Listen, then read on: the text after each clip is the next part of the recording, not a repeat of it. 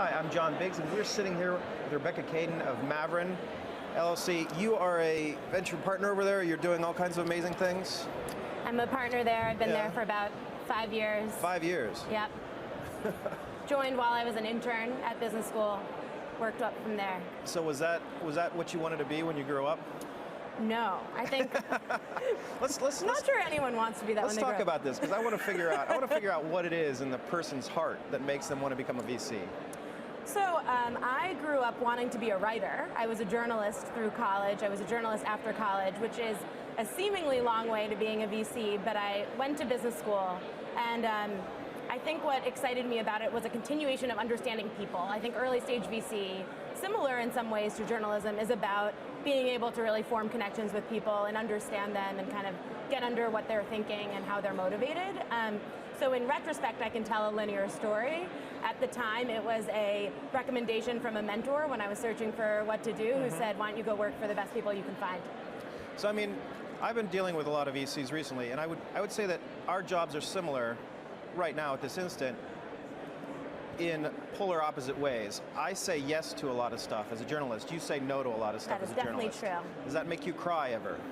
It usually doesn't make me cry. I think I've gotten good at understanding how to say good no's and what a good no looks like. But don't you see some dude who's out there or some lady who's got like a thing that's going to make dogs fly into space, and you're like, this is the best thing I've ever seen in the world. I want to make this dog go to Mars. That'd be awesome. But you can't fund it. That happens all the time. And I think when I'm doing it well, I can say, I can't fund it, but here's 6 or 7 other ideas to help kind of achieve what you want to achieve, even if Maveron putting money in isn't the way to go. Okay, so you have ways of explaining your no in a way that is constructive. Well, I think good no's is actually a really hard thing to do, and actually is a differentiator among VCs between saying, not a fit for us, or a very fluffy no, which is like, not right now, but maybe someday. I think we really believe in very upfront no's and helpful no's, right? No, here's exactly why, and here's what maybe you should do, or some suggestions for what you should do if we're not the right source. Okay.